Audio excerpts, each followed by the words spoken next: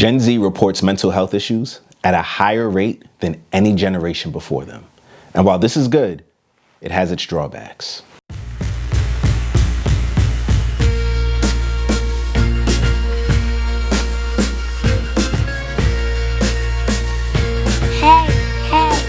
Tell me more. Welcome to Tell Me More with me, CJ Quarterbaum. Tell Me More exists to talk to curious people about life. We talk about Gen Z leadership and preparing for the future. And today, we're going to talk about the importance of understanding mental health issues when it comes to Gen Z. See, the kids are not well. I think that's a pretty good way to sum up this generation, but the kids are not kids anymore. They're adults. This generation is showing up unwell. They're entering our boardrooms and our classrooms not in the best shape. They're entering life with issues that we need to be better equipped to handle. And for many of us, this group is now the target audience. Therefore, if we want to create smoother workflows and better classrooms, we have to know them well. What I appreciate about this generation is that they have more language than any generation before them. Thanks to things like social emotional learning, they have been encouraged from a very early age to name what they are feeling. Some would say, like Abigail Shrier in the book Bad Therapy, that this is a bad thing, that it taught them to focus too much on their negative feelings and emotions. But I think the good in that is it gave them language, right? They can say what they're feeling. They can articulate themselves. The problem is they were given this language at younger and younger ages, but no tools on how to deal with those things. And the results speak for themselves. Gen Z reports mental health issues at a higher rate than any generation before them. And while this is good, it does have its drawbacks. Gen Z misses work more than anyone else. And they consistently call out of work, citing the need for mental health days.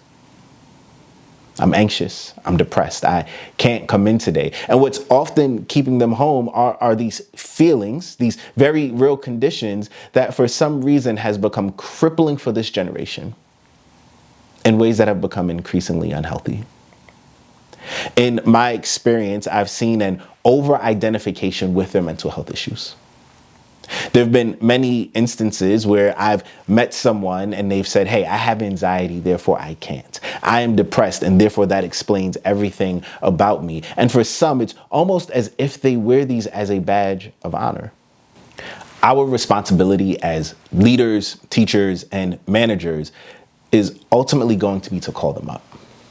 It's to know and understand them and meet them where they are and help pull them up. Now, in order for us to do this effectively, we have to actually know what we're talking about. We have to know what we're discussing. I'm still in the camp that words mean things. And while definitions may change over time, we have to know what we are talking about. This is as simple as defining terms. It's to be clear about what you mean when you use words like anxiety and depression, to be sure to understand what people are saying when they use these words. Often the biggest problem we have in communication is that we're using the same words, but we mean different things. And so what happens in that moment is we end up talking past each other. Because again, we're using the same words, but we mean completely different things. And so I think I'm talking about one thing, and you think I'm talking about another thing, and we're never quite getting to where we are trying to go. I've experienced this with people of older generations who would label things as traumatic, completely misusing the word. Like I've heard people argue that gentle parenting, regardless of how we feel about that, they would argue that gentle parenting is traumatic because it's too easy on kids. Now, see, this takes the idea of trauma and it trivializes it to something that we don't like. I don't like this, therefore it is traumatic. But that's not how trauma works. The irony is that one can make the same argument about Gen Z and their fear of different ideas. Gen Z they're the group that kind of led the way in the argument about words being violent. And And while there are harmful words, the mere presence of ideas that produce discomfort and even feelings that are like nasty internally, that's not violence. It might be uncomfortable. It might be frustrating. It might make you feel gross, but it's not violence. Now, of course, there are words that are violent, but I'm obviously being hyperbolic here. And I'm talking about when we say this about just ideas that we don't like. And so I think for us as leaders, it leads to us knowing the line. We have to be able to tell them no sometimes. And that they are not defined by their mental health issues. And that even in the presence of their mental health issues, they still have to get up and do the things that they need to do. What I often say to my Gen Z people is that you are not special. And, I kind of say it in a tongue-in-cheek way, but I mean that sincerely. You are not the first person in human history to experience anxiety. And you know what? That's good news. Because if millions and billions of people before you have survived, so can you.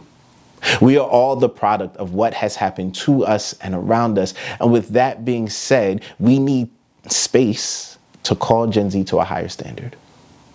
Sometimes they will have to hear no. Sometimes they will have to be told to get up and let's go. Let's keep going. I think it's incumbent on us as older generations, millennials, Xers, boomers, whoever, to teach them what it means to get up and keep going. The greatest skill you will have in this life is the ability to figure it out. But if we think about a book like Malcolm Gladwell's Outliers, we know the truth is that none of us figure it out on our own. And so we are here to help them figure it out. Now, I caveat all of this by saying that some mental health issues, they're beyond our scope. Some issues require professional help and care. Some issues are the result of a chemical imbalance that is within you. And if you need to seek medical intervention for that, of course, consult with your doctor. But the vast majority of cases we see is not that. And I think that we need to know where the line is. And when we see that it's not clinical, to call people up. The bottom line is that we will not connect with people we do not understand. And so if you want to lead and educate this generation, understanding mental health is an all-important issue. Long gone are the boomer days of just burying your feelings and pretending that you don't have an issue when you do have one, and not talking about it and pretending that that doesn't come out in different ways.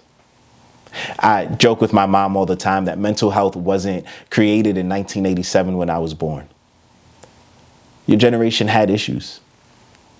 If we look at the rates of abuse and we look at some of kind of the historical things that took place, the alcoholism, the violence,